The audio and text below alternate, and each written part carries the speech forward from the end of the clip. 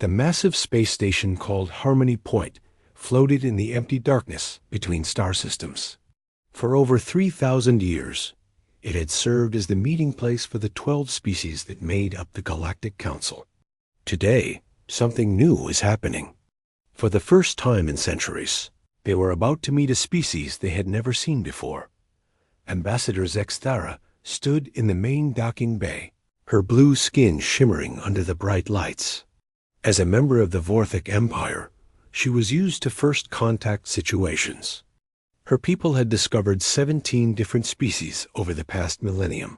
Each time, it was the same story. The new species would arrive in primitive ships, amazed by the technology they saw, grateful for the protection the Council offered.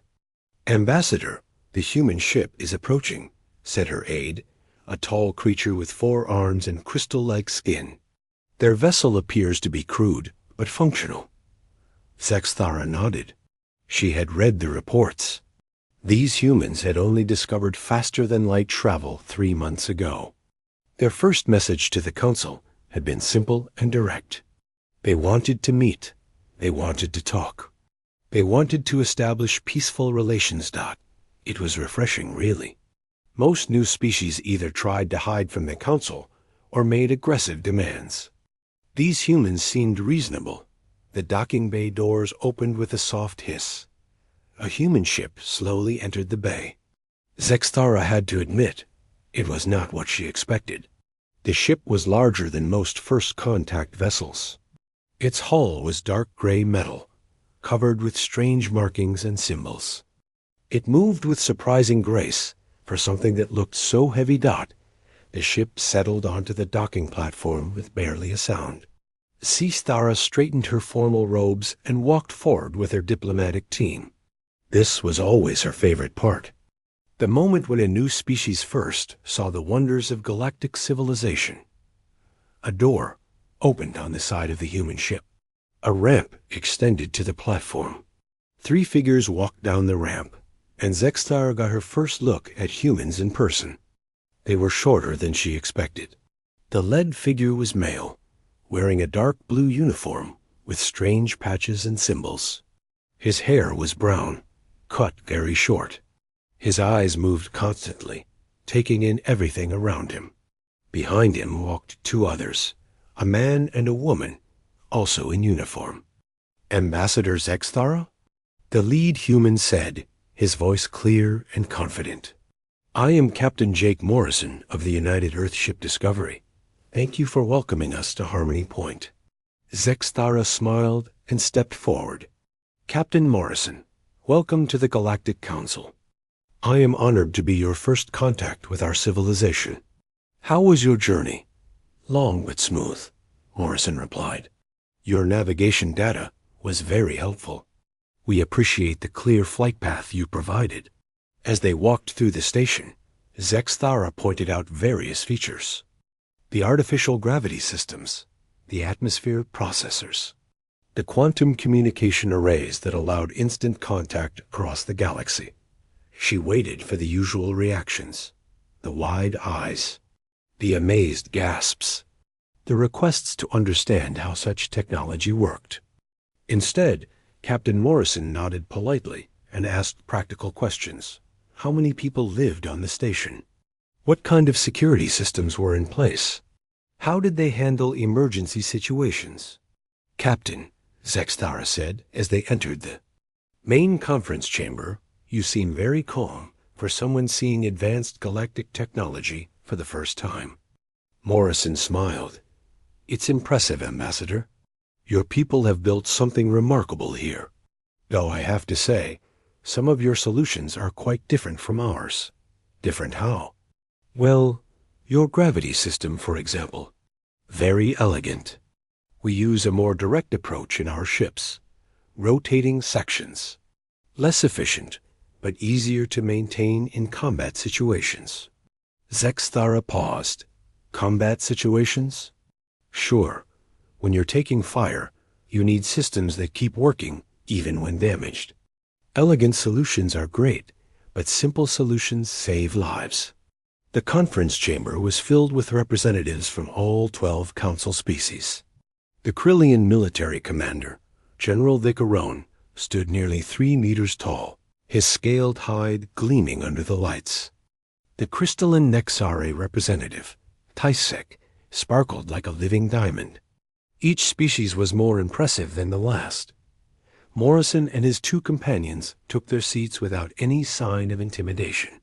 They looked around the room with the same calm attention they had shown everywhere else. "Captain Morrison," began Council Leader Voltar, a being of pure energy contained in a mechanical shell, "we welcome humanity to the galactic community.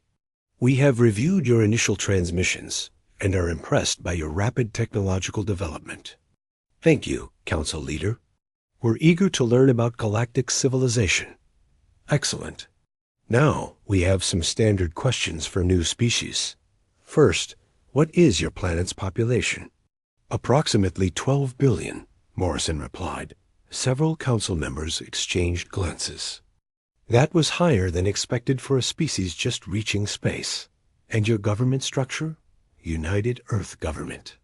Democratic Federation with regional autonomy. We've been unified for about 60 years now." "Fascinating. And your military capabilities?" Morrison paused for just a moment. "Could you be more specific, Council Leader?" General Vicaron leaned forward. "How many soldiers does your species maintain? What is your fleet strength? Do you have planetary defense systems?" "Ah, I see." Morrison looked at his 2 companions, then back at the Council. "We maintain approximately 2 billion personnel in various military branches. Our fleet numbers around 40,000 vessels of different classes. As for planetary defenses, yes, Earth and our colonies have comprehensive defense networks." A silence in the chamber was complete. General Vicaron's mouth hung open. Tysek's crystalline form flickered with disbelief. Even Council Leader Veltar's energy field dimmed slightly. "Captain," Sextara said carefully, "did you say 2 billion soldiers?" "Active personnel, yes. That doesn't count reserves or militia units. Is that unusual?" "Unusual?" General Vicaron found his voice.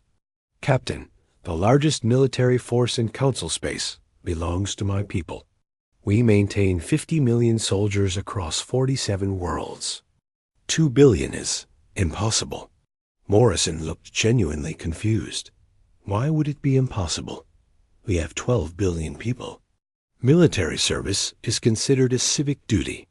Most of our citizens serve at least 2 years. But who are you fighting?" asked Tysek. "Internal conflicts? Wars between your nations?" "Oh no, we stopped fighting each other decades ago. The military is for defense and peacekeeping operations. We've learned that having strong defenses prevents conflicts before they start." Zexthara tried to process this information. A species that had unified its entire planet and maintained a military force larger than the combined armies of half the Council species. It didn't make sense. "Captain Morrison," she said slowly, "perhaps there is a translation error. When you say 2 billion, do you mean 2 million? Morrison shook his head. "No, Ambassador, 2 billion. Though to be fair, that includes support personnel, logistics, medical corps, engineering units, and other non-combat roles. Actual frontline combat troops are only about 400 million. "Only 400 million, General Vicaron repeated weakly. "Is this a problem?" Morrison asked. "We're a peaceful species. We prefer diplomatic solutions to conflicts.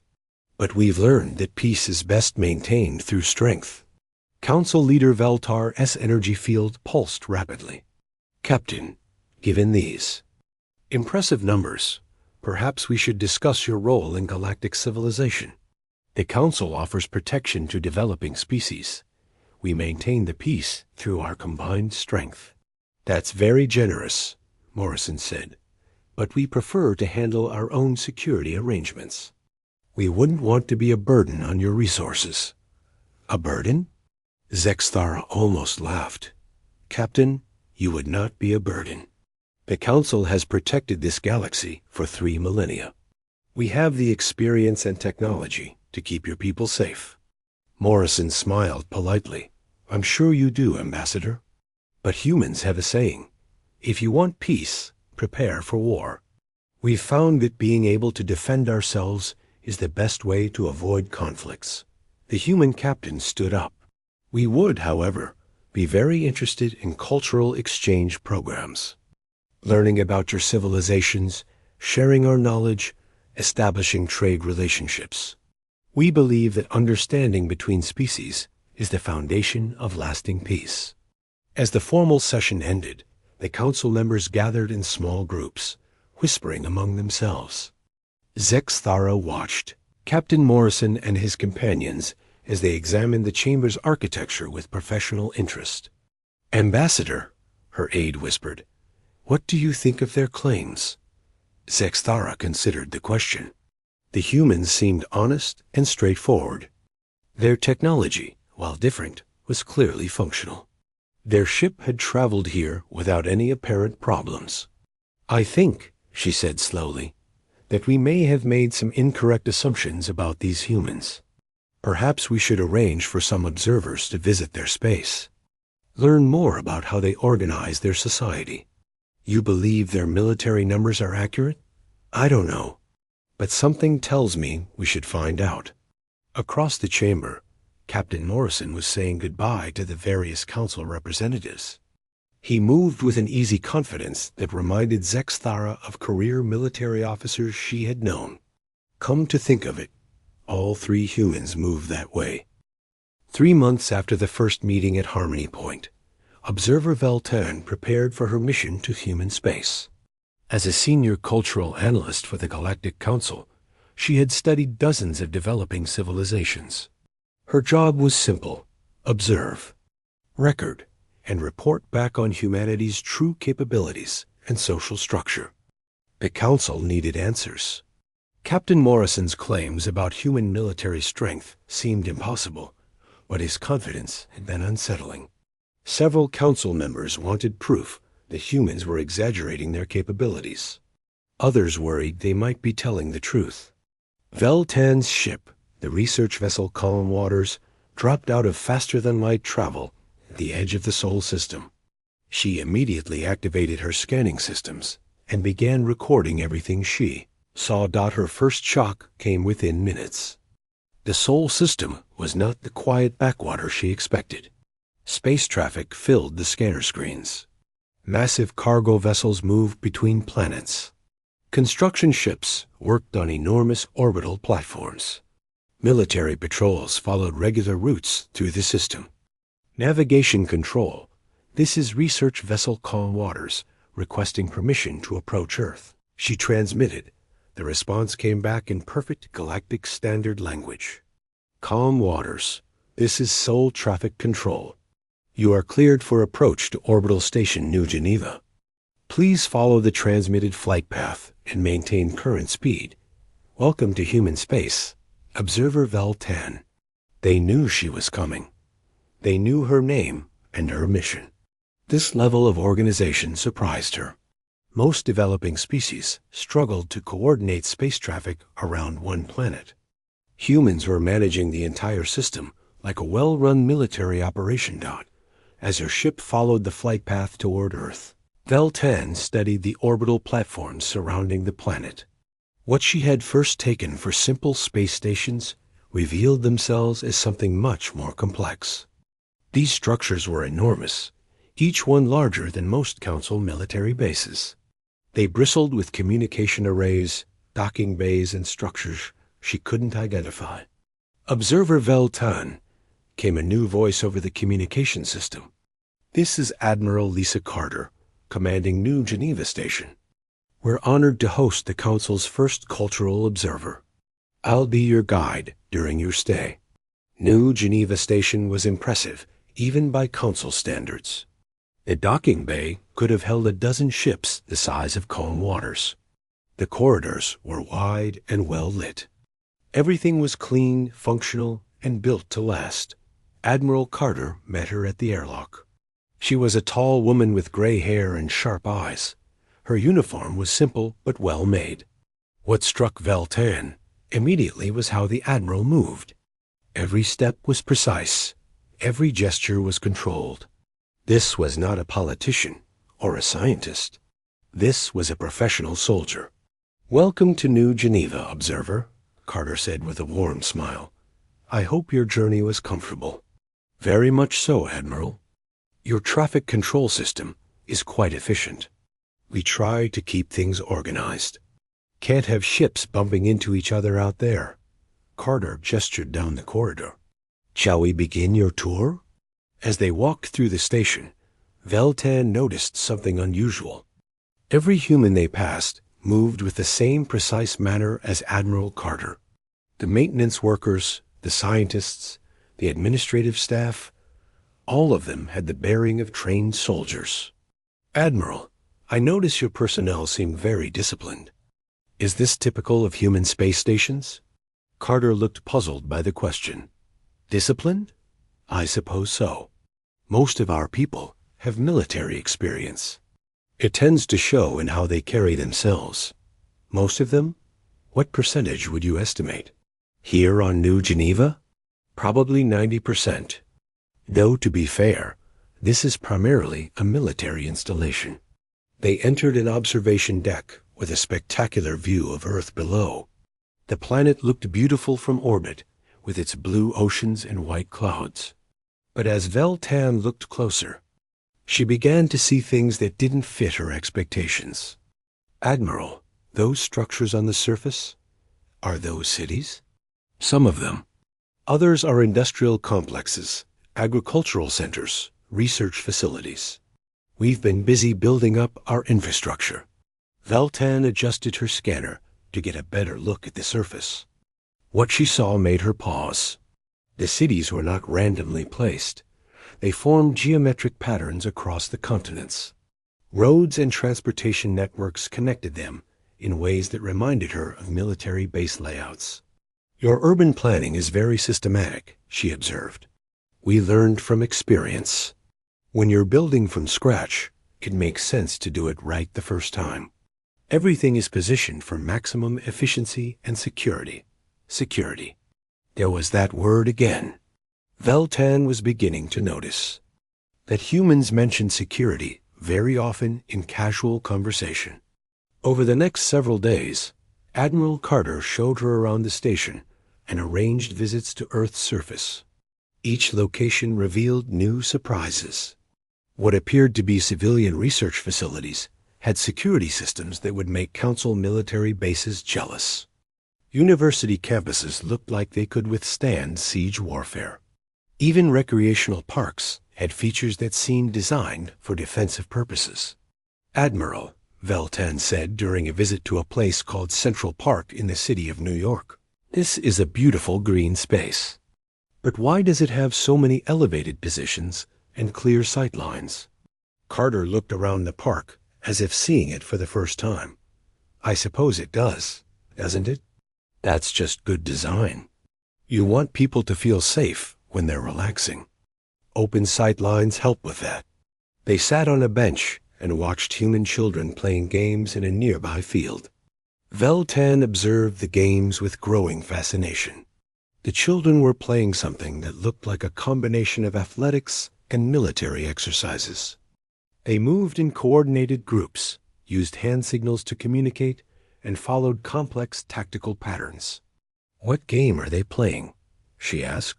"Capture the flag, I think. Maybe a variation of it. Kids love that game. Teaches teamwork, strategy, problem solving." To Veltan, it looked like advanced military training. The children, some no more than 10 years old, were demonstrating tactical awareness that would impress Council military academies. Do all human children play such complex games? Sure. Part of growing up. Sports, games, competitions, they're all good for developing physical and mental skills. That evening, back on New Geneva Station, Veltan sent her first report to the Council. She tried to explain what she was seeing, but the words seemed inadequate. How could she describe a species that treated military discipline as a normal part of civilian life? The next day, brought an even bigger surprise. Admiral Carter had arranged for her to observe what she called a small military exercise. Just routine training, Carter explained as they boarded a shuttle to Luna, Earth's moon. 3rd Luna Division is conducting maneuvers. Nothing spectacular, but it might give you insight into our military culture. The shuttle approached a barren section of Luna's surface. Veltan expected to see a few hundred soldiers practicing basic drills. Instead, she found herself looking at an operation that defied belief. 30,000 soldiers moved across the lunar landscape like a single organism. Vehicles, aircraft, and orbital support platforms coordinated their actions with split-second timing. The complexity of the exercise rivaled anything the Council's combined forces had ever attempted. "This is routine training?" Veltan asked weakly. "Monthly qualifications," Carter confirmed. "Each division rotates through different training scenarios. Keeps everyone sharp." Veltan watched as squads of soldiers bounded across the airless surface in powered armor that made Council military equipment look primitive. Their movements were fluid and coordinated. Their communications were precise and efficient. Their tactical formations adapted instantly to changing conditions. "How long do your soldiers train for this level of proficiency?" "Basic training is 6 months. Advanced specialization takes another year or 2.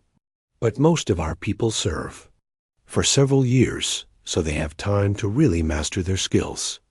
And this division, 30,000 soldiers, this is considered a standard unit? Medium-sized, actually. We have divisions as large as 50,000 and as small as 10,000, depending on their mission." That night, Veltan found herself unable to sleep. She kept thinking about what she had witnessed. The lunar exercise had been flawless. Not a single mistake. Not a moment of confusion. 30,000 individuals acting as one perfectly coordinated unit. On her final day, Carter arranged for her to meet some of the station's civilian staff. Veltan hoped this would provide a more normal perspective on human society. She was introduced to Dr. Ben Rogers, a scientist studying asteroid mining techniques, Dr. Kate Williams, an engineer working on new propulsion systems, Manager Paul Davis, who coordinated supply shipments to the outer colonies. Each conversation followed the same pattern: polite, professional, informative. But something felt off. These people spoke like civilians, but they moved like soldiers. They used technical language, but mixed in military terminology. They talked about their work, but constantly referenced security concerns and defensive preparations.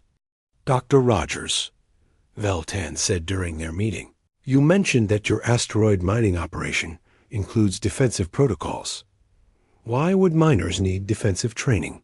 "Well, space is dangerous," Rogers replied. "Equipment failures, asteroid collisions, solar radiation events." The Skorvik raid fleet moved through space like a pack of hungry wolves. 300 warships, each one bristling with weapons and armor plating. They had been raiding the outer edges of civilized space for decades, striking fast and disappearing. Before help could arrive, Captain Vextar stood on the bridge of his flagship, studying the target information. A human agricultural world called New Dakota. Population, 2 million. Defenses, minimal orbital platforms and a small security force. Resources, massive grain stores and rare minerals. "Perfect," he hissed through his razor-sharp teeth. "These humans are new to space. They will not expect us. We take what we want and leave before their military arrives." The Skorvaks were reptilian, hunters who lived outside Council jurisdiction. They had no permanent worlds, preferring to wander space in their fleet, taking what they needed from weaker species. The Council considered them a nuisance, but had never committed the resources. Needed to destroy them completely. "Captain," reported his scanner operator, "we are approaching the target system. The planet appears as described." agricultural settlements, some orbital facilities, normal traffic patterns. Any signs of military presence? Negative, Captain. A few patrol ships, some cargo vessels. Nothing that poses a threat to the fleet. Vextar smiled, showing rows of sharp teeth. This would be easy. The humans would surrender quickly once they saw the size of his fleet. A few demonstrations of firepower, and the planet would hand over everything valuable without a real fight. All ships prepare for attack formation. We strike the orbital platforms first, then land ground forces at the major settlements. Standard raid protocol. The Skorvac fleet dropped out of faster-than-light travel at the edge of the new Dakota system. Immediately, alarms began sounding on human monitoring stations throughout the sector. On New Dakota's surface, Colonel Matt Thompson was reviewing harvest reports when his communication device buzzed with an emergency alert. He read the message twice, making sure he understood it correctly. 300 hostile vessels approaching the system. All units to defensive positions. This is not a drill. Thompson stood up from his desk and walked to the window of his office. Outside, he could see the vast grain fields that stretched the horizon. Workers moved through the fields operating harvesting equipment. Everything looked peaceful and normal. That was about to change. All personnel, this is Colonel Thompson. He spoke into his communicator. We have incoming raiders. Execute harvest. Defense protocol. All civilians to shelters. All defensive units to ready positions. Agricultural teams switch to combat mode. Across the planet, the response was immediate and coordinated. What appeared to be farm workers calmly shut down their equipment and moved toward what looked like storage buildings. Children playing in schoolyards formed orderly lines and marched into underground shelters with the discipline of trained soldiers. Most remarkable of all, the grain silos and agricultural processing plants began to transform. Hidden panels slid open, revealing missile launchers and energy weapons. What had appeared to be simple storage facilities were actually heavily armed defensive positions.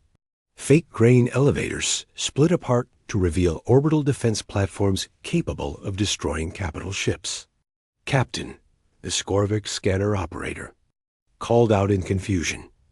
I am detecting massive energy signatures from the planet's surface. The agricultural facilities are... They are armed. Vextar looked at his displays in disbelief. The peaceful farming world was bristling with weapons. Hidden defensive systems were coming online all across the planet. Energy readings showed military-grade equipment that rivaled anything in his fleet. How is this possible?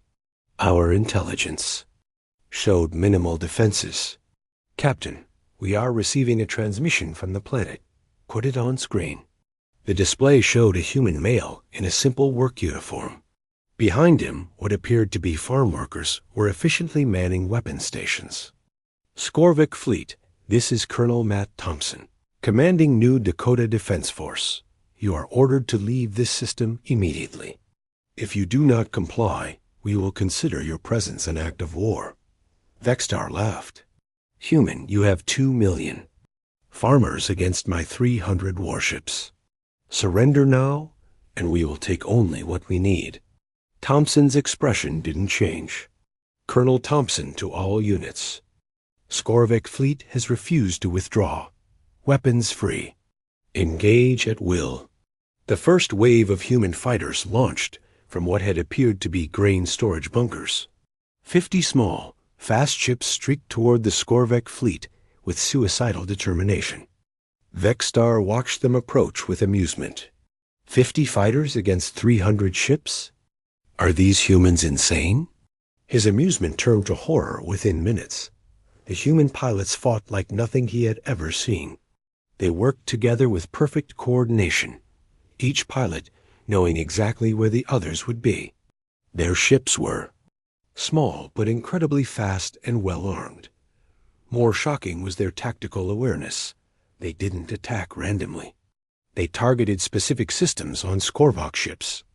Communication arrays, weapon systems, engine components. Within the first engagement, dozens of Skorvik vessels were crippled. "Captain," his tactical officer reported in a shaking voice, "we have lost 47 ships. The human fighters are using some kind of advanced targeting system. They know exactly where to hit us. Impossible. Launch all fighters. Destroy them." The Skorvik fleet launched over 1,000 of their own fighters.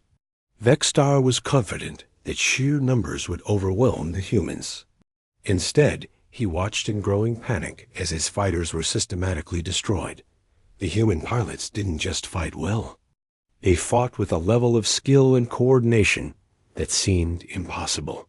They moved through the battle like they were performing a deadly dance, each pilot knowing the moves of all the others. "Captain," came another report, "the planetary defense. Platforms are firing." The disguised orbital weapons revealed their true power. Massive energy beams lanced out from the planet, striking Skorvek capital ships with devastating accuracy. Ships that had survived hundreds of raids were torn apart by weapons fire that was more advanced than anything the raiders had faced. "Get us out of here," Vextar ordered. All ships retreat. But retreat was not possible. The human fighters had positioned themselves to cut off escape routes. More human ships were arriving from other parts of the system. What had seemed like light patrol vessels revealed themselves as heavily armed warships. Colonel Thompson appeared on screen again. "Skorvok fleet, you are surrounded. Surrender immediately, or we will destroy every ship." "We outnumber you 3-1, Vextar snarled. "You outnumbered us 3-1, Thompson corrected. "Current count shows 112 of your ships destroyed or disabled. We have lost 3 fighters. My math says you're now outnumbered." Vextar looked at his tactical display in disbelief. In less than 2 hours, his mighty raid fleet had been reduced to scattered survivors. The humans hadn't just defeated them. They had torn his forces apart with surgical precision. "How?" he whispered. "How is this possible?" Thompson seemed to hear the question. "Captain, did you really think we would leave an agricultural world undefended? Every person on this planet has military training. Our farmers are veterans. Our teachers are former soldiers. Our children have been drilling for raids like this since they could walk." The battle continued for another hour, but the outcome was no longer in doubt. The Skorvek fleet was systematically destroyed. Ship after ship fell to human weapons fire. Escape pods launched from damaged vessels, only to be captured by human patrol ships. When it was over, not a single Skorvek vessel had escaped. 300 ships and nearly 1 million raiders were either destroyed or captured. The human losses were minimal. 7 fighters damaged, none destroyed. No human casualties. Colonel Thompson stood in his command center, which an hour ago had looked like the office of a grain cooperative. Now it was revealed as a sophisticated military command post with tactical displays and communication equipment that would impress council military experts. "Sir," reported his aide, "a young woman who had been operating a harvesting machine that morning. All Skorvik vessels are accounted for. No survivors in the outer system. Prisoner processing is beginning now. Casualties? 17 injuries, all minor. No fatalities." Thompson nodded. "Send a message to Earth Command. Skorvik raid repelled. New Dakota secure. Request guidance. On prisoner disposal. Sir, what about the council observers?" Thompson looked at the main display, which showed a council monitoring ship that had arrived just as the battle ended. The ship had broadcast continuously during the fight, recording everything. Let them record what they want. Might as well show them what happens when someone attacks human civilians. Aboard the council monitoring vessel, observer Kexdon sat in stunned silence. He had watched the entire battle, broadcasting everything back to Council headquarters. What he had witnessed would change galactic politics forever.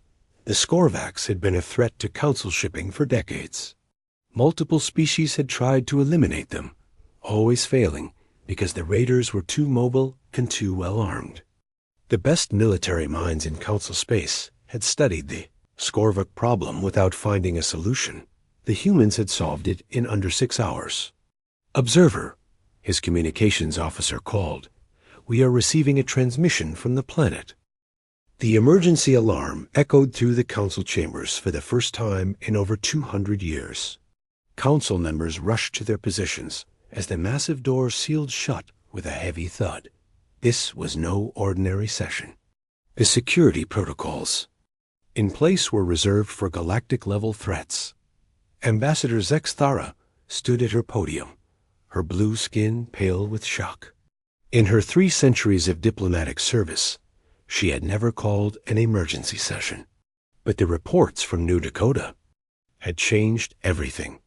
"Council members," she began, her voice carrying clearly through the chamber, "we are here to discuss a situation that threatens our understanding of galactic military balance. 3 days ago, the Skorvax raider fleet was completely destroyed by human forces." A murmur ran through the assembled representatives. General Vicarone of the Krillian Dominion leaned forward in his seat. "Ambassador, the Skorvax have been a nuisance for decades. Surely their destruction is good news." "The manner of their destruction is what concerns us, General. Observer Kexdon witnessed the entire battle. The results are unprecedented."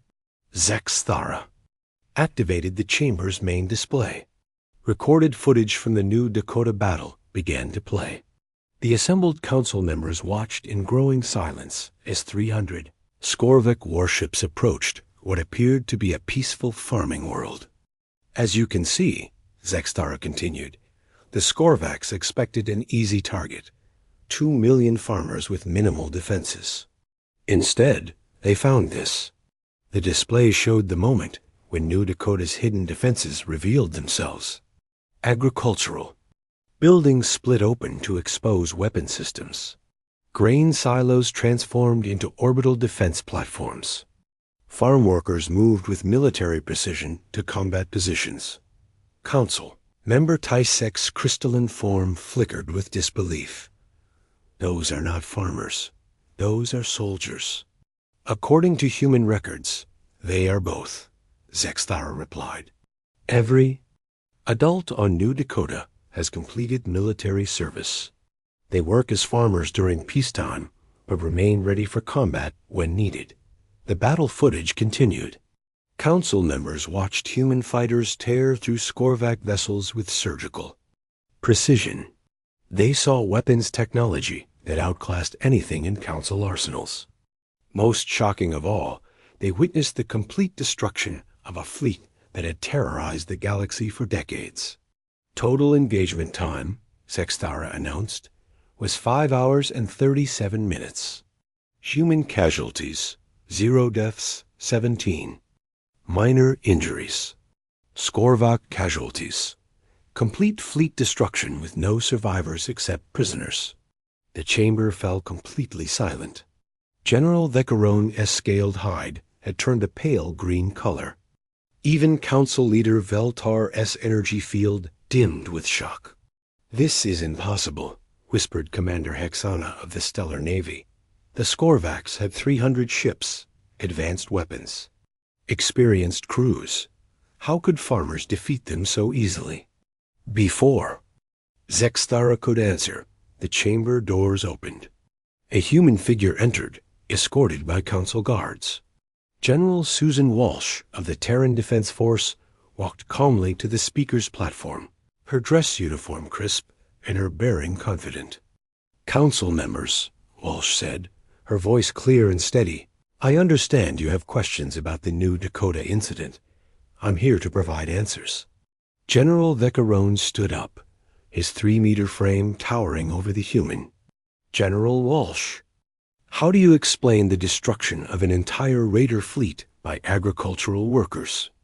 Walsh looked up at the massive alien without any sign of intimidation. General, there seems to be some confusion about human society. Our agricultural workers are not helpless civilians. They are trained soldiers who happen to be working in food production. Trained soldiers? Every human adult completes a minimum of 2 years military service.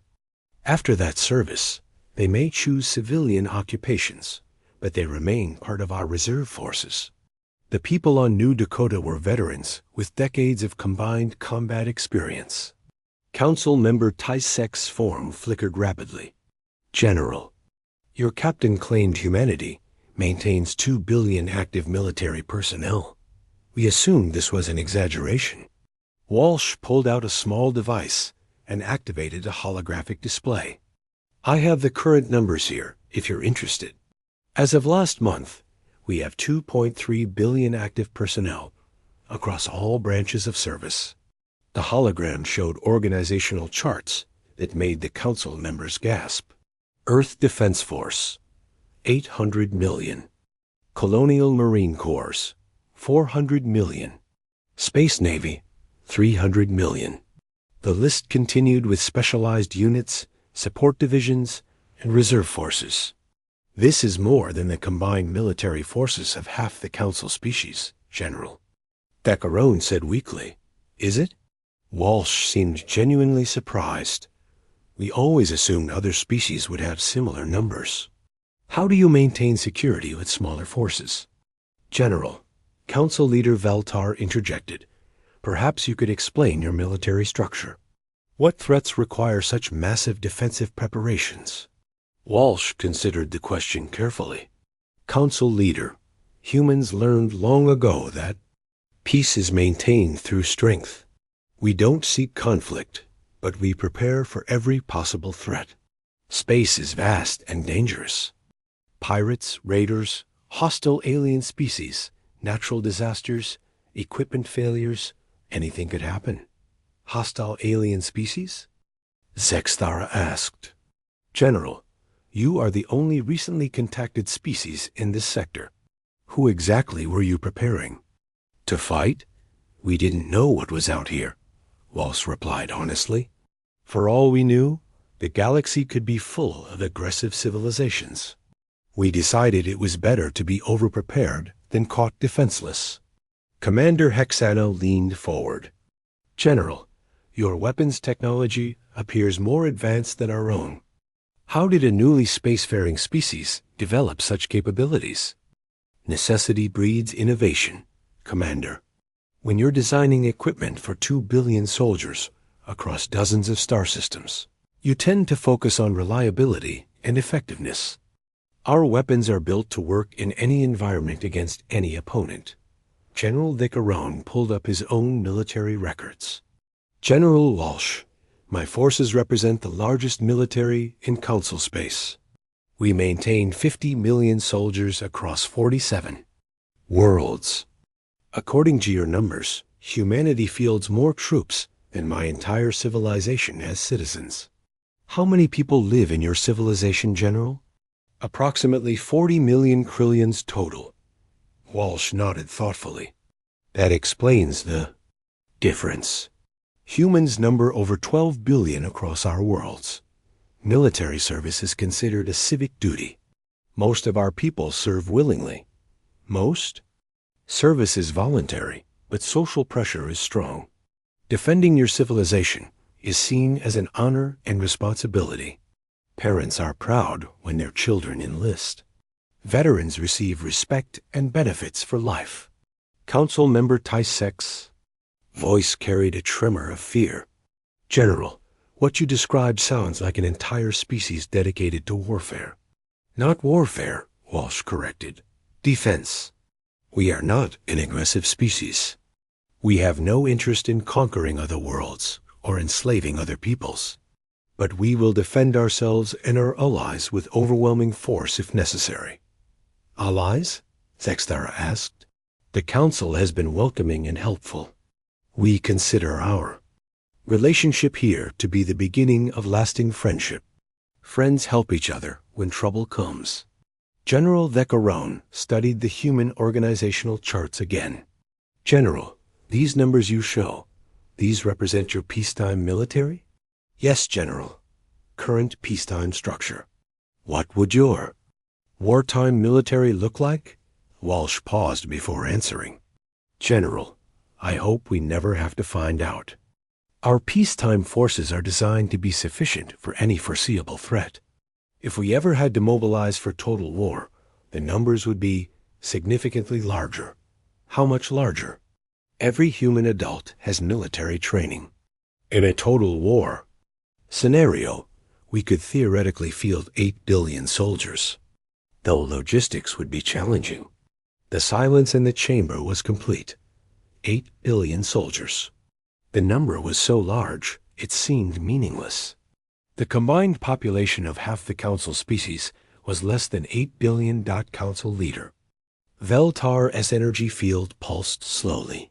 General Walsh, given these capabilities, perhaps we should discuss humanity's role in galactic security. The Council has maintained peace for 3 millennia through our combined strength. That's impressive, Council leader. 3,000 years of peace is remarkable. Would humanity be interested in joining our peacekeeping efforts? Your military capabilities could be valuable assets for maintaining galactic stability. Walsh smiled. Council leader, we would be honored to help keep the peace. Though I should mention that our definition of peacekeeping might be different from yours. How so? When humans keep the peace, we prefer to do it from a position of overwhelming strength. We believe that potential aggressors are less likely to cause trouble when they know the response will be swift and decisive. Zexthara thought about the Skorvac fleet. Swift and decisive indeed. General, she said carefully, would it be possible for Council military experts to observe human training exercises? We would like to better understand your capabilities and methods. Of course, Ambassador. Though I should warn you, our exercises can be quite large scale. We wouldn't want to overwhelm your observers. General Veccaron found his voice. How large scale? Well, next month we have division-level exercises scheduled. About 40,000 troops per division. The neutral zone had never seen so many ships in one place. What started as a simple joint military exercise had become the largest gathering of vessels in galactic history. Ships from 12 Council species formed neat formations around the designated exercise area, their crews eager to witness human military capabilities firsthand. Admiral Krextar of the Krillian Dominion stood on the bridge of her flagship, studying the tactical displays with growing amazement. She had brought her entire battle fleet to observe the exercises. 200 ships representing the finest military force in Council space. They looked tiny compared to what was arriving from human space.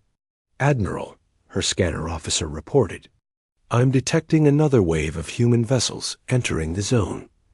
That brings the current count to 43,000 ships. Krextar checked the display again, certain there was an error. 43,000? Yes, Admiral. And they're still arriving.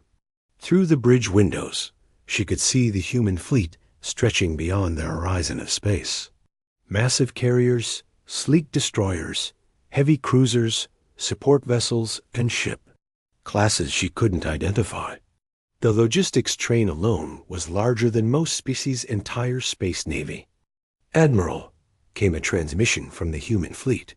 This is General Henry Brooks, commanding Terran Exercise Fleet Designation 7. Thank you for accepting our invitation to observe. We'll begin preliminary operations in approximately 2 hours. Krextar activated her communication system. General Brooks, this is Admiral Krextar. Your fleet is ... impressive.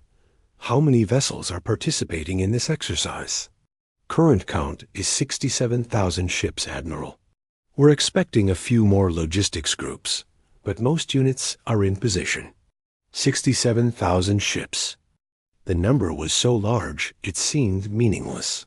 The entire Council combined couldn't field 10,000 vessels. General, forgive my curiosity, but what percentage of your total fleet does this represent? There was a pause before Brooks replied.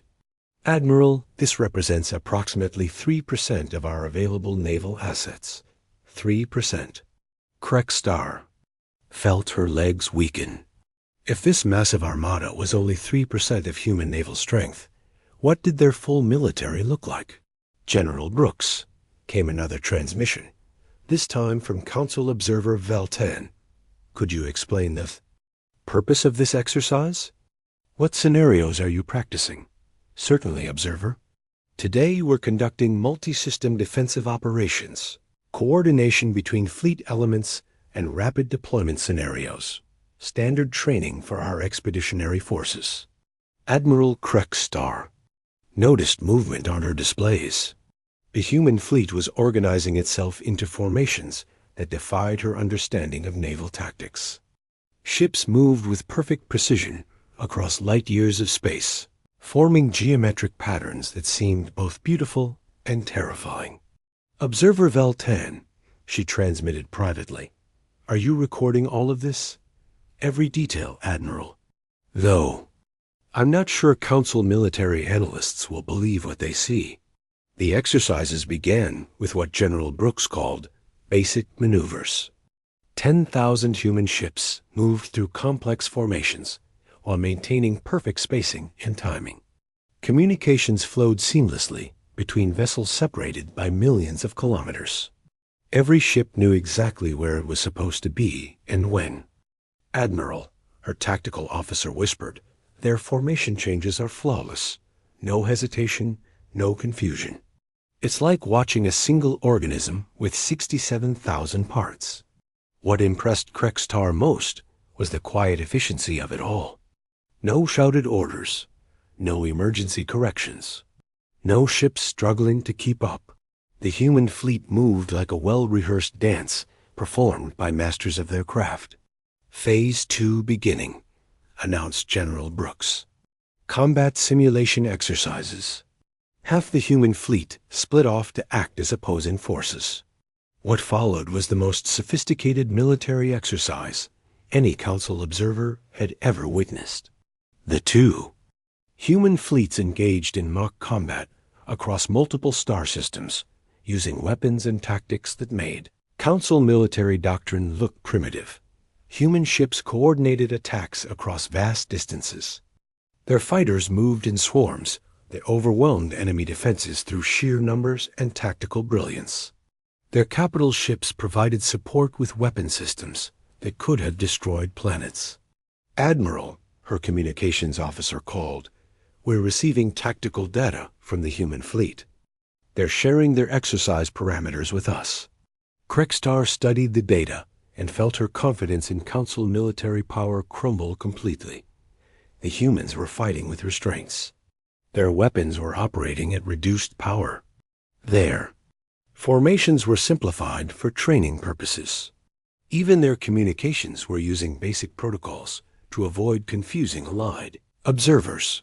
This wasn't the human military at full capability. This was the human military holding back so they wouldn't accidentally overwhelm their guests. General Brooks, she transmitted, your forces are performing admirably. But I have to ask, are your units operating at full capacity? Oh no, Admiral. This is a training exercise. We're using standard safety protocols and reduced intensity operations. We wouldn't want to damage equipment or risk accidents during peaceful maneuvers. Colonel Nick Torres commanded the 15th Expeditionary Force from his flagship in the center of the exercise zone. Around him, his staff coordinated the movements of 12 full divisions across 6 star systems. To him, this was routine training. To the Council observers, it was a demonstration of military power beyond their comprehension. Colonel, his aide reported, Council observer ships are maintaining safe distance as requested. All exercise parameters are nominal. Good. Any problems? With the opposition force? Negative, sir. Admiral Chun's fleet is providing excellent resistance.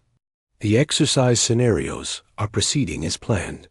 Torres looked at his tactical display, watching as human forces executed complex maneuvers with casual precision. Every ship, every squadron, every division moved according to doctrine that had been refined through decades of training and experience.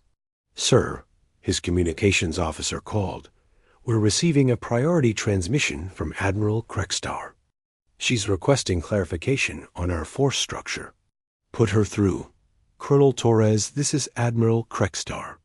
I hope you don't mind my asking, but how many soldiers are participating in your current exercise?"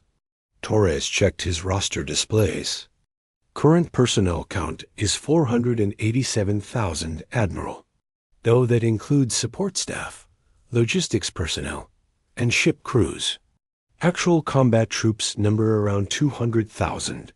200,000 soldiers," Krextar repeated weakly. "And this represents what level of deployment for your forces?" "This is a standard expeditionary force, Admiral. Medium-scale deployment for regional operations." "Regional operations?" "Yes, Admiral. We maintain several expeditionary forces for different operational areas. This particular force is designed for rapid response in the outer colonies." What Torres didn't mention was that Earth maintained 47 active expeditionary forces of similar size. The 15th was considered one of the smaller ones. As the exercises continued, Council observers watched in growing amazement as human military doctrine revealed itself. Every soldier was a professional. Every officer was competent. Every unit operated with efficiency that made their own forces look like amateur militias. "Observer Veltan," Admiral Krextar transmitted, "what are your preliminary conclusions?" "Admiral, I've been observing human society for months. This exercise confirms my worst fears. They're not just a species with a large military. They are a species that has turned warfare into an art form." "Explain." "Watch how they coordinate attacks across multiple star systems. See how their logistics keep hundreds of thousands of soldiers supplied across vast distances. Notice how every unit from squad level to fleet level operates with perfect efficiency." Krextar studied the ongoing maneuvers. Human forces were conducting operations that required split-second timing across light years of space. Their communications were flawless. Their coordination was perfect. Their tactical flexibility was beyond anything she had imagined possible. "Observer, how is this level of military competence possible?" "Admiral, every human serves in their military. Every human leader has command experience. Their entire civilization is built around military principles of efficiency, discipline, and preparation. This isn't just their army. This is their entire society working as a military organization." The final phase of the exercise involved rapid deployment scenarios. Human forces demonstrated their ability to move massive armies across galactic distances in hours rather than days. Supply lines that would take Council forces weeks to establish were operational within minutes. "Admiral," her tactical officer reported, "the human logistics system is incredible. They're maintaining supply lines across 6 star systems simultaneously. Their cargo capacity exceeds our entire merchant fleet." When the exercises ended, General Brooks invited Council observers aboard his flagship for a briefing. The command ship was larger than most Council space stations, bristling with technology that made their best equipment look primitive. "General," Admiral Krextar said as they toured the ship, "this exercise has been educational. Your forces perform with remarkable skill." "Thank you, Admiral. Though I should point out that today's exercise was fairly small scale. Standard training for expeditionary forces. Small scale?"